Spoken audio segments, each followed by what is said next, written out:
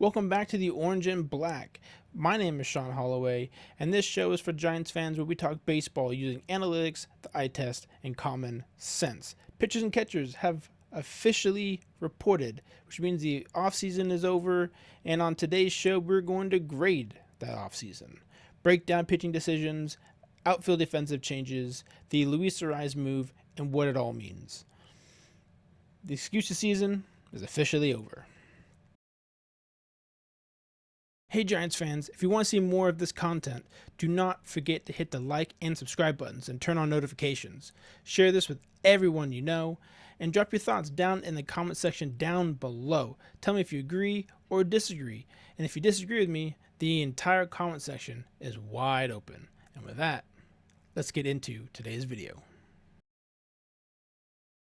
Alright, let's grade the offseason. Pitchers, like I said, pitchers and catchers have reported, so the offseason is over.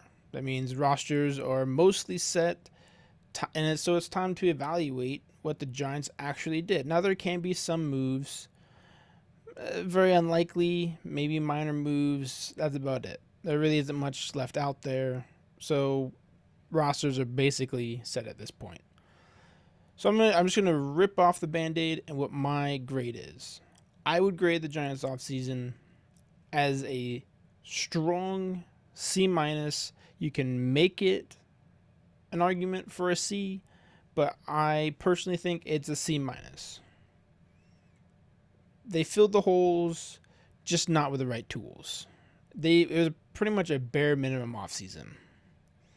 So why the C-? The Giants had clear needs, and they did address them. Right, they needed starting pitching, they needed relievers, they needed to figure out the outfield, second base. They did all that. They filled those holes, but the choices are confusing as all hell. Now, starting pitching. Going into the offseason, they needed at least one top rotation arm. There are many options out there. They had Imai, Peralta, Valdez, Suarez, you name it. A whole litany of guys who were available. What they did instead was sign Tyler Mahle and Adrian Houser. Those are both back of this rotation starters, not playoff anchors. It's okay to get one of those guys, but two of them is a gamble. Tyler Mahle has made 24 starts over the last 3 seasons. Injury prone. Injury prone, injury prone, injury prone. Adrian Houser has never thrown over 150 innings. He's only ever thrown over 130 once. I think that was like 142 or 145 innings, something like that. That was a few years ago. But he's never really thrown a lot of innings per se, right? That's not durability. It's a medical chart. Bullpen decisions. They lost a closer and the best setup man in baseball. Who did they sign? 2 pitchers coming off of major shoulder injuries who missed all of 2025, and one of them, Jason Foley, won't be ready until mid-season at the earliest. They did rebuild. They kind of sort of rebuilt the bullpen, but not really. The reason for not signing big contracts to pitchers was injury risk. That was their excuse. But they signed guys with injury history, significant injury history. So their strategy was to sign injury-prone guys, but their excuse of giving out big contracts was because of injury-prone dudes or injury risk. Make that make sense. Make that make sense. To me, it doesn't make sense to me, right? The Valdez contradiction around all of this. Now, he got a massive contract, so I don't blame the Giants not signing him to that. But the contradiction for him is his last 4 years, he's made 31, 31, 28, and 31 starts, averaging between 180 to 200 innings. If that's too risky to dish out money, what are we doing? What are we doing? He's made his starts. He throws the innings that you want. He's the best ground ball pitcher in baseball. And that's clearly the type of pitcher that you want. He checks all the boxes. Every single box. He's durable. He gives you a ton of innings. Gives you ground balls. He's a lefty. What else do you need? If that is too risky, what are we doing? What are we doing? Now, the outfield defense. Signing Harrison Bader was the right move. The outfield was the worst defense in baseball last year, and Bader improves that immediately. Immediately. It allows Lee to move to right, which he projects better there anyways with his arm, his speed, everything. So he should be very successful over there on right. It allows Lee to have less responsibility. So hopefully that'll help him manage his offense better, his body better, stuff like that. I think he can be a Gold Glove right fielder. But we'll have to wait and see on that. It also allows Ramos to get more help in left. One of the biggest issues that I saw with Lee in center was he would not take charge. He would not be the captain out there. Ramos would call him off, or Gilbert or Yaz or whoever's playing right would call him off. And so it felt like Ramos had to be that center fielder in left field, which he clearly is not. So hopefully having Bader out there will keep Ramos, give him more support out there so he doesn't feel like he has to do everything. And hopefully his defense will get better. So that's what I'm hoping for. That's what we're all hoping for. This move actually makes perfect sense. So defense matters. And this right here was honestly their best move of the offseason, which is kind of sad, but it was a great move. Great move in my opinion. Bader's bat is limited. He basically had a career year last year. So I do expect his numbers to decline and regress. But he wasn't brought in here for his bat. And that's okay. He was brought in here for his defense. Defense matters, defense matters, defense matters.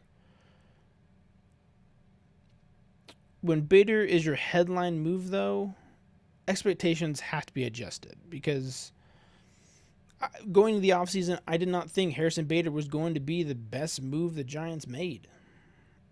Did not think that at all. I thought if they would go out and get a frontline starter, potentially go get some legit arms in the bullpen, something, because Buster Posey has wooed us up until this offseason. He's wooed us with Willie Adames, Matt Chapman, Rafi Devers, all that.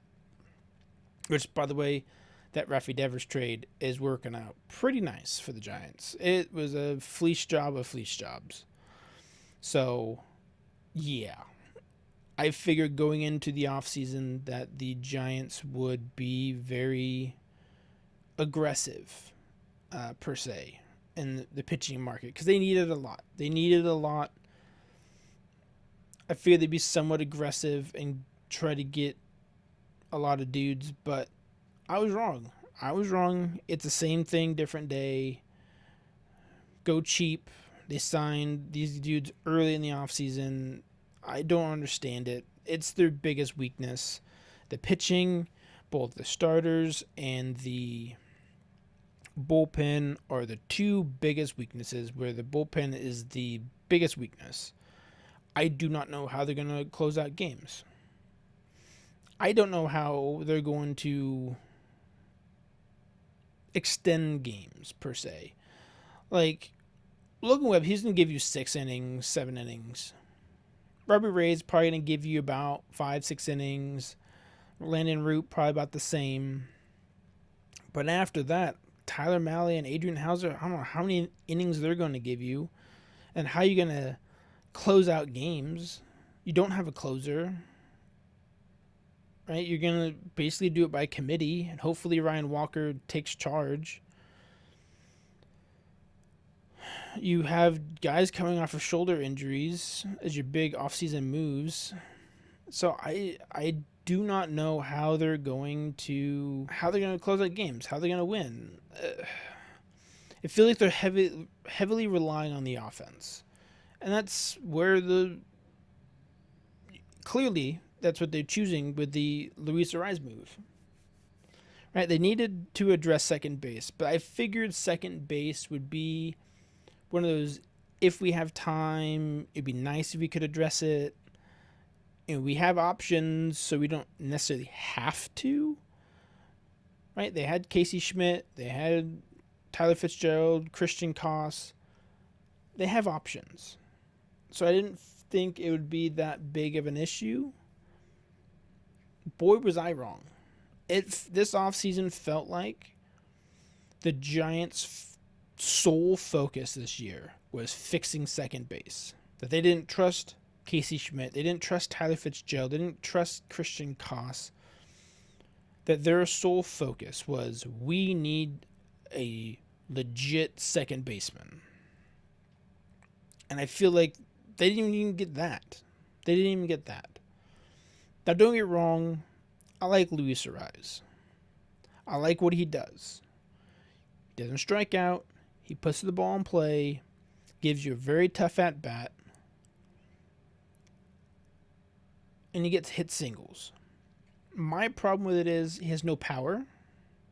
So there is no threat of him hitting a ball over your head, hitting that double, hitting that home run. So outfielders get to play shallow against him, which cuts off those little dinks and doinks that he is made a living off of. And then I think it's what I saw an interview or something from somebody, I can't remember where they're talking about it, and his batting average has dropped like 100 points on those little dinks and doinks over the last like couple of years or whatever. Like, that's a lot. That's bad. I could be getting it wrong. I could be getting that quote wrong. But it was really interesting. Really interesting. Especially the last 2 seasons with his production has dropped. It makes sense, right? It makes sense. Like I said, I do like Luis Arraez. I know the Giants needed to stop striking out as much because they struck out a bunch. Especially in hitting with runners in scoring position, all that stuff. I lost my mind watching them take strike 1 or 2 or even 3 right down the middle, and sitting there like, what do you need the ball to be on? Like, it's literally on a tee for you. But I feel like that they chose second base to be their priority when there were more significant priorities that need to be addressed, right? The starting pitching and the bullpen in particular. And then all the back and forth and the tweets and the news of like, oh, the Giants are going after Nico Horner or Brendan Donovan, and then they get Luis Arraez. And it's like, and then looking at the package for Brendan Donovan, and based off my research, it doesn't look like the trade was all that much, to be honest. Some dudes that could have some potential, but like, you're telling me that the Cardinals didn't want Johnny Lovell or Carson Wisenhunt or somebody, Carson Seymour. Like, tell me you're not willing to trade those dudes? I don't understand.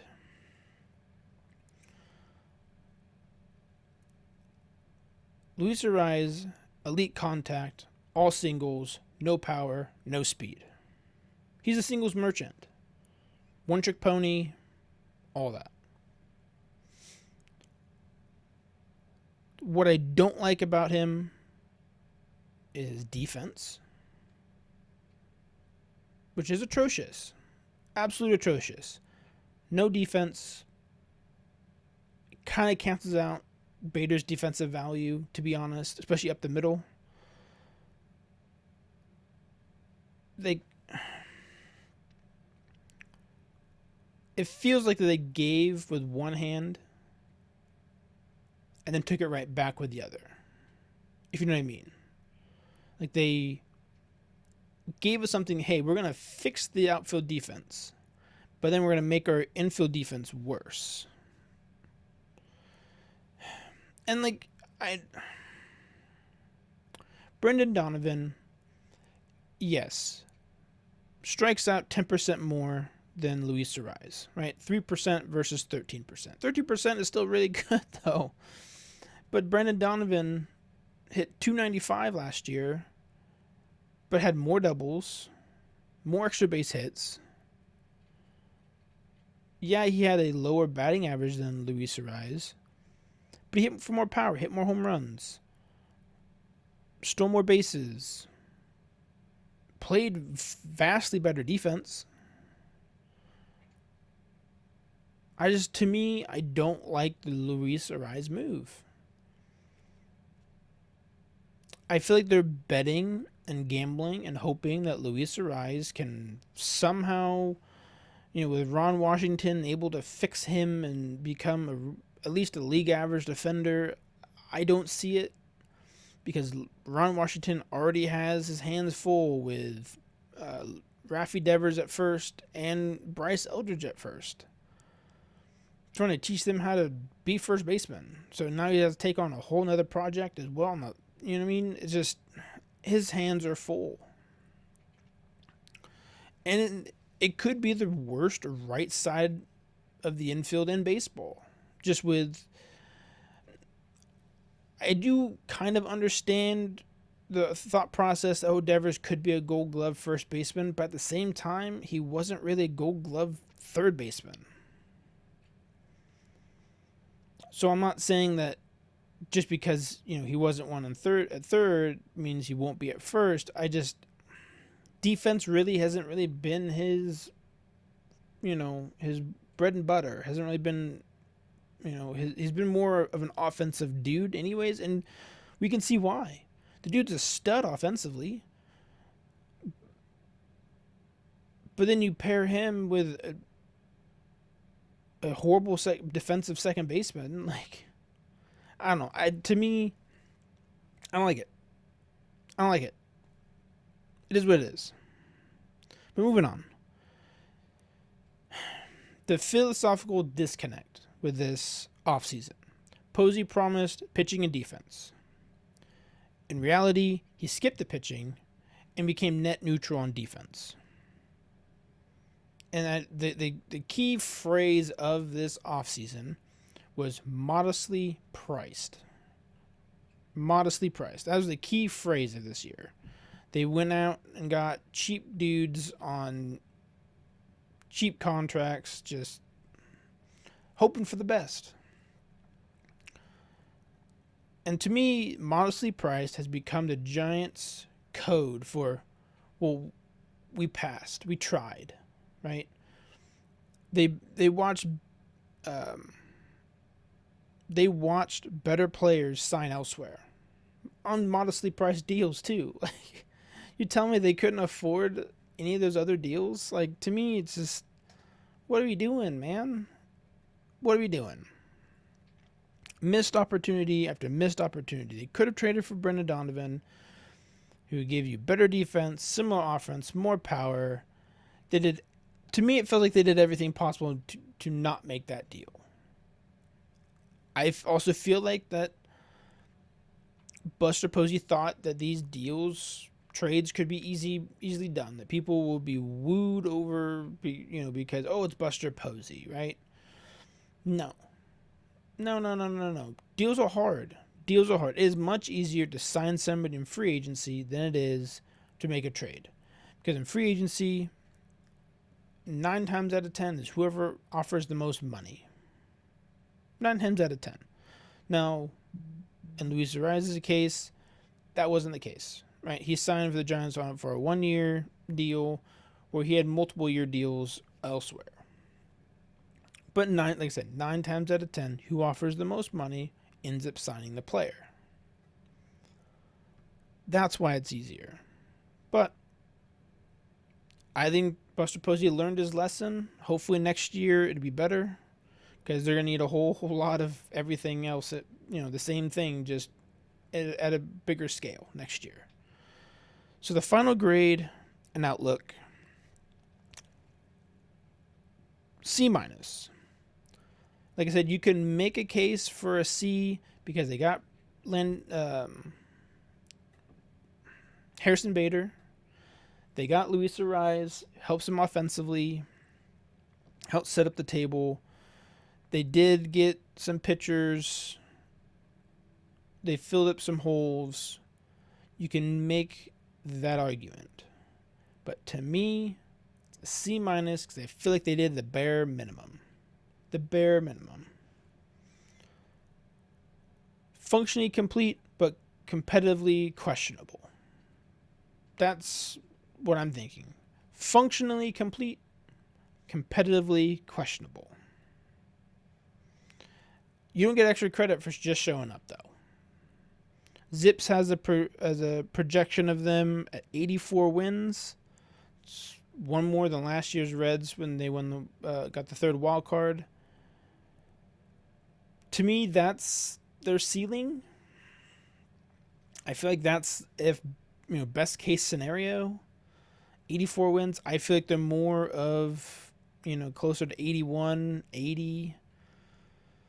If things go well, if Tyler Mahle and Adrian Houser can give him a decent year,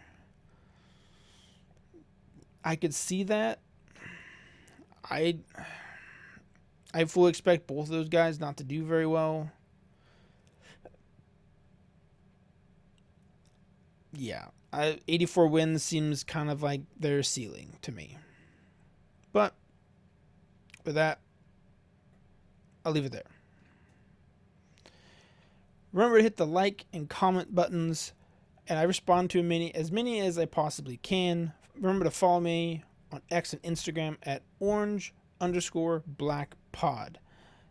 My next video will be the season predictions, and that'll be coming soon. Spoiler alert, I'm not going to be nice. With that, have a good day. Peace.